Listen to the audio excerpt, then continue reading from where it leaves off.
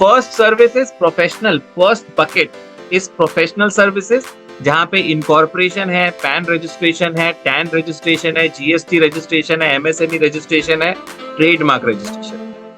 Second service is legal compliance services, second bucket is legal compliance services, जहां पे TG registration है, 12A registration है, MCA का CSR 1 registration है, फिर नीति आयोग का दर्पण का रजिस्ट्रेशन है, and foreign contribution regulation act FCRA का registration. Third bucket is accounting and auditing services for NGO and voluntary organisation. इसमें आप क्या करते हो, 3 फाइल्स बनाते हो, invoice file, payment file and receipt file. उसके बाद आप TDS की फाइलिंग करते हो हर 7 तारीख को, और 3 महीने में रिटर्न फाइल करते हो। GST की 10th एंड 20th 2 बार आप फाइलिंग करते हो, उसके बाद 3-3 महीने में रिटर्न फाइल करते हो। उसके बाद ये सारी 3 फाइल्स और ये रिटर्न्स आप दे देते हो ऑडिटर को फॉर ऑडिटिंग। ये है auditing and accounting services. Fourth bucket is wherein you serve the companies. So company की CSR पॉलिसी बनाना, कंपनी को CSR ट्रेनिंग देना, एंड कंपनी का CSR मैनेजमेंट सर्विसेज प्रोवाइड करना। CSR पॉलिसी में ड्राफ्टिंग में तो you draft the policy of the company, and CSR training में you train the employees of the company कि what is the CSR, how it is mandatory, how it is not mandatory, what activities can be done, simple train. Identifying the beneficiary, identifying the voluntary organisation which will do that work, and identifying what amount of fund should be allocated to each NGO for the activity which the company has identified। इसकी पूरी identify करके उसके बाद फिर उनको management report submit कर देनी है कि ये भाई हमने पूरे साल का मैनेजमेंट करा है, इतने फंड्स आपने एलोकेट करे थे, इस प्रोजेक्ट में लगे हुए हैं कुछ। Alright, perfect. So fifth bucket है NGO ओनरशिप ट्रांसफर सर्विसेज, जहां पे आप buying of NGO, selling of NGO, merger of NGO में you help so that the NGO ecosystem is vibrant and the good work done by one person is transferred to the another NGO or another person, and it continues as a going person, it is continuing act. So as a subcontractor you can accept work from a larger NGO, and even if you are going to a company you can say please recommend me to the NGO which is getting the funds, I will help them. Or if you are giving a project to a bigger NGO, please tell me, I will help them. सब contract में ले लूंगा और आप connect कर दो तो इससे अच्छा क्या कुछ नहीं होगा। ऑलराइट, तो ये सब कॉन्ट्रैक्ट, इसमें बेनिफिट ये है आपको एक्सपीरियंस मिलेगा, आपकी कैपेसिटी बिल्डिंग होगी, आपकी फर्म, आपकी जो वॉलंटरी ऑर्गेनाइजेशन है वो सॉल्वेंट रहेगी। Seventh bucket is drafting of DPR, detailed project reports for social projects. So you will say I have the capacity, I will draft a detailed project report for CSR activities for social projects. You can provide this service also. Professional opportunities available in social startups. First professional service all of you can give to voluntary organization is incorporation. So you can help non-government organization and voluntary organization and tell them if they want to get their companies Section 8 company or trust or society incorporated, we all can give service for that incorporation. उस incorporation में एक step होता है trust deed and society deeds will be complete, number 1। तो एक service provide कर सकते हो आप incorporation की, जहाँ भी कर सकते हो, and उनका registration भी करवाने में help कर सकते हो, number 1। In this service, so let us put it in buckets। First bucket में जिसमें incorporation service है वहां पे आप ड्राफ्टिंग ऑफ डीड करोगे, नंबर 1। नंबर 2 उसका रजिस्ट्रेशन कराओगे। नंबर 3 आप उसका बैंक अकाउंट खुलवाने में हेल्प करोगे, and if he can open the bank account himself, no worries, perfect. आप पैन कार्ड उस वॉलंटरी ऑर्गेनाइजेशन के रजिस्ट्रेशन कराने में हेल्प करोगे। पैन कार्ड के बाद TAN number, TAN number registration कराने में हेल्प करोगे। TAN number is used whenever a voluntary organization is deducting a tax. So if there are employees and the voluntary organization is deducting a tax at source and depositing it with the government or income tax department, then TAN number is mandatory. If there is a contractor of the voluntary organization and उस contractor का 2%, 5%, 10% अगर TDS deduct करना है तो TAN number चाहिए, तो TAN का registration में आप help करोगे। उसके बाद GST का registration if required by the voluntary organisation, then you will get the GST registration. ये सब प्रोफेशनल सर्विसेज बकेट 1 की बात कर रहे हैं. Next is if the voluntary organisation wants to do branding of itself, so trademark registration में आप help कराओगे उसकी. तो लोगों का भी आप रजिस्ट्रेशन कराओगे और उनके नाम का भी रजिस्ट्रेशन कराओगे. जो नाम का रजिस्ट्रेशन होता है उसको बोलते हैं वर्ड मार्क रजिस्ट्रेशन, और जो लोगों का रजिस्ट्रेशन होता है उसको बोलते हैं लेबल मार्क रजिस्ट्रेशन. सो दो रजिस्ट्रेशन आपको कराने, लेबल का भी या लोगो का भी registration, I will call it logo registration, and the word जो है, जो नाम है उसका रजिस्ट्रेशन. ये सारी सर्विसेज आप एक बकेट में रख सकते हो. As you can write bucket 1 professional service 1 2 3 4 5 6. Second bucket of professional service which you can provide to the voluntary organization is legal compliances. Second stage. Second bucket में आपका आएगा, you will say okay, I will help in doing section 80G registration under Income Tax Act for your voluntary organization number 1. Second compliance is 12A registration under Income Tax Act. You will help so that they have tax exemption. Third registration you will say CSR1 form में जो registration होता है Ministry of Corporate Affairs में, so that these voluntary organizations are eligible for CSR funds. You will help there. NITI Aayog का जो दर्पण में registration होता है, so that government funding is available to the voluntary organization, you will help. These are legal compliances. Next, foreign contribution regulation act में जो registration होता है, यू विल हेल्प. तो this is the second bucket. Legal compliances का second bucket है जिसमें you can help. You can write these too in your CV. Where can I help, number 1. Number 2, you can write it in your website, you can write it in your Facebook account, you can write it in your LinkedIn account कि ये सब काम आप करते हैं. ऊपर लिख दीजिए आप. Third bucket for voluntary organisation is accounting and auditing services. So GST registration आपने फर्स्ट बकेट में करवा दिया कंप्लायंस में, लेकिन उसके 6 महीने बाद या 1 साल के बाद इनको ये सर्विसेज की बहुत ज्यादा जरूरत होगी, अकाउंटिंग और auditing services. And accounts maintain करना बहुत इंपॉर्टेंट. अकाउंट्स मेंटेन करने का प्रिंसिपल सिंपल है. 3 फाइल्स बनानी है आपको, 1 2 3. और ये इसलिए मैं बता रहा हूँ, reason being there may be he is not able to maintain the papers, he is not able to do compliance, he is not able to do incorporation or branding. You say okay, outsource it to me, I will do it, I will keep it safe. And you can keep safe, or you can incubate not 1 2 3 400 companies. It can be your professional work besides your work which you are doing as a voluntary organization. That voluntary organization can do billing for whatever work you are doing, and your organization solvent, इसको but करते solvency. These professional services as a startup social enterprise will be helpful to you. So third जो है accounting, जो services है accounting and auditing services में, आप इसको बहुत कॉम्प्लेक्स मत बनाओ कि हर चीज के लिए चार्टर्ड अकाउंटेंट के पास जाना है. फॉर एग्जाम्पल, अगर पेपर वर्क मेंटेन करना है, पेपर वर्क में 3 फाइलें बनानी है आपको. फिजिकल फाइलें. First physical file is with respect to invoices. किसी से भी पैसे लेने हैं, अगर नॉन गवर्नमेंट ऑर्गेनाइजेशन को या वॉलंटरी ऑर्गेनाइजेशन को, उसका बिल होना चाहिए. एक बिल का फॉर्मेट बना लो और उसमें बिल बना के इनको, जो भी वॉलंटरी ऑर्गेनाइजेशन, उनको देते जाना. वो बता देंगे बिल किसका बनाना है, वो बिल बना के आप मेल कर देना उसको, बोलना आप दे दीजिए बिल. एनीथिंग एंड एवरीथिंग जहां पे प्रोफेशनल सर्विस अगर वॉलंटरी ऑर्गेनाइजेशन ने प्रोवाइड करी और आप अपने वॉलंटरी ऑर्गेनाइजेशन के लिए भी 3 फाइलें बनाइए. First file is invoice. किसी से भी पैसे लेने, उसको इनवॉइस इशू करना ही है, कंपलसरी है.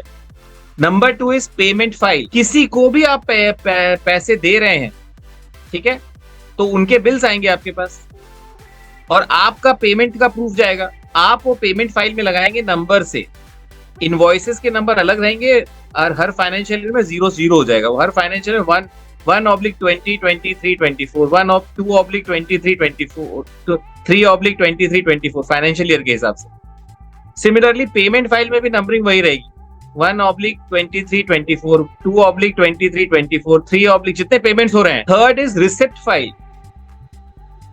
इफ एनीथिंग इज रिसीव्ड, चाहे वो डोनेशन हो, चाहे वो रीइंबर्समेंट हो, चाहे कुछ भी हो, XYZ, अगर पैसा आया है, रिसिप्ट फाइल, रिसिप्ट बनना है. Tell them, make it tangible कि you have received the money. Don't keep silence. Silence में किसी को फायदा नहीं होता है. Be clear. एकदम अपने दिल को साफ रखो. जो पैसा आया, ये पैसा आया, रिसिप्ट है. ये पैसा मुझे आपको देना है, ये इनवॉइस है, ये पेमेंट मैंने करी है, ये पेमेंट है। कोई अथॉरिटी आपको कभी चेक करे, आप बोलो ये 3 फाइल्स हैं, आप जो देखना चाहते हो कॉपी लेना आप ले लीजिए, तो आप हेल्प करोगे वॉलंटरी, अपनी भी हेल्प करोगे, लेकिन वॉलंटरी ऑर्गेनाइजेशन के लिए on the basis of professional service you will help in maintaining their accounts. Accounts में करने के बाद यहाँ पे आपको टीडीए पेमेंट करना होता है। तो अगर इस किसी एनजीओ के वॉलंटरी ऑर्गेनाइजेशन के अगर एम्प्लॉइज हैं या वेंडर्स हैं, वेंडर्स को पेमेंट अगर जाती है तो 7th of every month के पहले TDS has to be deposited with the government of India. So you will help in depositing TDS every 7th before 7th of next month. इस महीने जितनी भी पेमेंट्स हुई है 30, 31, 28 तारीख को, तो 7 तारीख के पहले TDS जमा होना है एचडी में, आप जमा करवाओगे। ऑनलाइन प्रोसेस है, अगर बॉम्बे की फर्म है चेन्नई से जमा करवाना ओके है, कोई प्रॉब्लम नहीं है। प्रोसेस सारे नंबर्स आपको चाहिए, nothing more than that. Delhi से है, वहां पे बॉम्बे से आप जमा कराओ, ऑनलाइन पैसे मंगवाओ, टीडीएस का पैसा जमा करना पड़ेगा, अपने मंगाओ, उनको बिल दो, इतना टीडीएस है आपका, इतना ये बिल है, आप ये प्रोफेशनल फीस मेरी कराऊंगी हर महीने बिफोर, तो आप पेमेंट कर दो, 7 के पहले जमा हो जाएगा। 3 महीने में टीडीएस रिटर्न भरनी पड़ती है। आपने जो 7 के पहले 3 बार जमा कराया, फिर रिटर्न भरना पड़ेगा, जो पेपर जमा कराया उसके रिटर्न भरना पड़ेगा, तो रिटर्न भरा। जीएसटी की फाइलिंग करो, टीडीएस की फाइलिंग कर दी आपने। जीएसटी में आपको 2 इंपॉर्टेंट फाइलिंग करनी पड़ती है, 10 तारीख को और 20 तारीख को। आप समझो, सीखो, अंडरस्टैंड करो। जीएसटी की फाइलिंग 10th को और 20th को करो, और 3 मंथली जो रिटर्न भरनी है वो return. So what you do is, next is income tax की जो फाइलिंग है, बोलो कि सारे डॉक्यूमेंट्स इकट्ठे करके पेमेंट फाइल, रिसिप्ट फाइल और अपना इनवॉइसेस फाइल प्लस जीएसटी की रिटर्न और टीडीएस की रिटर्न, ये सब मैं ऑडिटर को दूंगी, वो ऑडिट करके ऑडिटर को देगा और इनकम टैक्स रिटर्न फाइल हो जाएगी। Called NGO accounting and auditing sir, alright. और ऑडिटर को कुछ चेक करना है डॉक्यूमेंट्स, आपके पास सारे डॉक्यूमेंट्स हैं। आप बोलो एनजीओ को कि भाई let us assume Sudarshan ji के पास टाइम नहीं है, तो ईशा बोलेगी सुदर्शन जी के, देखो सर आप वरी मत करो, मैं आपको कंप्लायंट रखूंगी, आपका सारा काम करूंगी। It is win win situation. So Sudarshan ji ने बोला कि ठीक है ईशा तुम फ्री हो, अभी तुम्हारे पास प्रोजेक्ट थोड़े से कम है, मेरे पास बहुत प्रोजेक्ट है, मैं बहुत बिजी रहता हूँ, तुम एक काम करो, थोड़ा ये मेरे कंप्लायंस सारे कंप्लीट करो। Do it for all lot of companies, lot of section 8 companies और society and NGO. Okay, this is your third bucket. Fourth bucket is providing services to companies. Now you have come to owners and companies. Companies को और owners को provide service ये करनी है आपको, CSR policy drafting. So you tell them कि आपकी CSR policy नहीं बनी है, voluntary है, but if you want I will draft your policy. CSR की understand करनी है। Second service कि आप एक काम करो, I will provide CSR training. So पूरे दिन की CSR ट्रेनिंग आप प्रोवाइड करना, 1 घंटे मुझे भी बुला लेना online, I will also give you, ठीक है, ऑल राइट। सो CSR की ट्रेनिंग, CSR की policy for companies, all right. CSR का management for companies, they will not have full time CSR expert, it is not affordable. Why should they afford a 1 lakh rupees per month for a one person for CSR activities? Can't they take your services in a lesser amount? बोलो आपका CSR जो management है sir, मैं 20,000 में पूरे साल का आपका कर दूंगी, किस किस एनजीओ को देना है, कितना कितना पैसा देना है, कहाँ पे डिसबर्समेंट करना है, कहाँ पे नहीं करना है, that management I will do. Your board meeting का कंप्लायंस मैं कंप्लीट कर दूंगा या कर दूंगा, ये जो भी जैसा भी आप। So you professional service bucket, जो 4th बकेट है, वो कंपनी को सर्विसेज आप दे रहे हो, CSR पॉलिसी ड्राफ्टिंग कर रहे हो, CSR ट्रेनिंग प्रोवाइड कर रहे हो, और आप CSR फंड मैनेजमेंट कर रहे हो। 3 चीजें कर रहे हो। तो तीनों के लिए जो प्रोफेशनल फीस है आपने आइडेंटिफाई कर लिया कि आपका क्या क्या एक्सपेंसेस है, कितना प्रोफेशनल फीस है, उनको बोल दिया ये प्रोफेशनल फीस है। NGO ownership transfer services, if somebody wants to buy a voluntary organization, if somebody wants to sell a voluntary organization, if somebody wants to merge with a voluntary organization, tell them that you will be able to do it. 5th service, merger किसी को करना है, कोई बोलता है कि मेरे पास ample time है, मैं रिटायर होने वाला हूँ, कुछ सोशल वर्क में काम करना है, कोई बोलता है I want to exit the social work I am migrating to USA, you should be the person who said okay I will join both of you, I will help in the transfer of business, जिससे जो voluntary work है, जो positive work चल रहा है, वो continue रहे as a going concern. The NGO should work. ऐसा ना हो किसी ने कोई पॉजिटिव काम किया है, ब्रांड बिल्डिंग करी है और पता चले वो यूएसए माइग्रेट कर गया और फिर सारा काम खत्म हो जाए। Be a positive impact in the society. So this is the next service.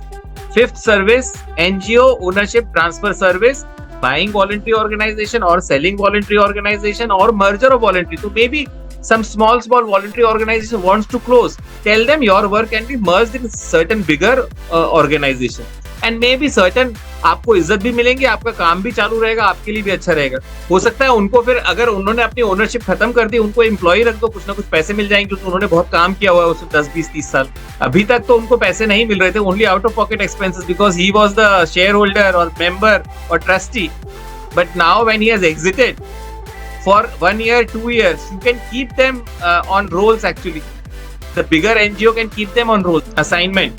And वो आपके लिए है कि आपका वॉलंटरी ऑर्गेनाइजेशन जब तक और मैच्योर 1000 डेज नहीं हुए हैं कंप्लीट, रोड ब्लॉक्स बहुत सारे आएंगे। उन रोड ब्लॉक्स को आपको सॉल्व करना है। सो आपने कहीं प्रेजेंटेशन दिया और उन्होंने बोला कि सर आपका 3 साल का एक्सपीरियंस नहीं है, तो जिसको मिला है ना उसको मेल लिखो, उससे बात करो कि सर एक काम करो, आपको एक प्रोजेक्ट मिल गया, अच्छी बात है, लेकिन आधा प्रोजेक्ट हमको आप आउटसोर्स कर दो, हम कर लेंगे। आपको आसानी होगी, जितना एक्सपेंसेस आपका होगा उससे कम में I will get the work done. Is it possible और नॉट? सो एनजीओ के असाइनमेंट्स, सब कॉन्ट्रैक्टिंग जिसको बोलते हैं, be happy to be a subcontractor of a bigger NGO और बिगर ऑर्गेनाइजेशन विच हैज पूरे इंडिया का जिसके पास काम है। आप बोलो कि इस डिस्ट्रिक्ट में मैं कर दूंगा क्योंकि इस डिस्ट्रिक्ट में मेरे पास कैपेबिलिटी है एक्चुअली। उनके लिए भी आसानी हो जाएगी, आपके लिए भी विन विन सिचुएशन हो जाएगी और क्लाइंट के लिए भी अच्छा, आपके लिए कैपेसिटी बिल्डिंग हो जाएगी, आपके लिए एक्सपीरियंस एनहांसमेंट हो जाएगा, आपकी जो वॉलंटरी ऑर्गेनाइजेशन है वो सॉल्वेंट रहेगी। All these benefits will flow for you. और फिर आप उसमें आपके बायोडेटा में आप लिख सकते हैं वॉलंटरी ऑर्गेनाइजेशन की ये भी काम किया है मैंने। तो when after 2-3 years when the project bigger project comes, you'll say कि I have done that work, I will do it. Drafting of DPR, detailed project reports for social projects. Tell all the NGO कि I have worked as a IT professional, I have worked with this professional, now I am stepping into the CSR field, I am good at computers. और detailed project report आप किसी भी PSU, I know the policies of the CSR company, CSR policy मेरे को पता है, मैं आपकी डिटेल्ड प्रोजेक्ट रिपोर्ट आपको बना के दे दूंगी या दे दूंगा, आप फिर उसको प्रेजेंट कर सकते हैं, आपका एक्सपीरियंस बढ़ेगा। And charge them amount for them, अपने एनजीओ में चार्ज करो, आपकी जो मोबिलाइजेशन फंड है वो इकट्ठा हो जाएगा ना। All right, so I have discussed 5, 6, 7 services which a startup social voluntary organization can provide as services to make itself solvent for next 1000 days or next 3 years. First service is professional. First bucket is professional services, जहाँ पे incorporation है, PAN registration है, TAN registration है, GST registration है, MSME registration है, trademark registration. Second service is legal compliance services. Second bucket is legal compliance services, जहाँ पे HTG registration है, 12A registration है, MCA का CSR 1 registration है, फिर नीति आयोग का दर्पण का registration है, and Foreign Contribution Regulation Act FCRA का registration. Third bucket is accounting and auditing services for NGO and voluntary organization. इसमें आप क्या करते हो, 3 फाइल्स बनाते हो, invoice file, payment file and receipt file. उसके बाद आप टीडीएस की फाइलिंग करते हो हर 7 तारीख को और 3 महीने में रिटर्न फाइल करते हो। जीएसटी की 10th and 20th 2 बार आप फाइलिंग करते हो, उसके बाद 3-3 महीने में रिटर्न फाइल करते हो। उसके बाद ये सारी 3 फाइल्स और ये रिटर्न्स आप दे देते हो ऑडिटर को फॉर ऑडिटिंग। ये है auditing and accounting services. Fourth bucket is wherein you serve the companies. So company की CSR पॉलिसी बनाना, कंपनी को CSR ट्रेनिंग देना एंड कंपनी का CSR मैनेजमेंट सर्विसेज प्रोवाइड करना। CSR पॉलिसी में ड्राफ्टिंग में तो you draft the policy of the company and CSR training में you train the employees of the company कि what is the CSR, how it is mandatory, how it is not mandatory, what activities can be done. Simple training है।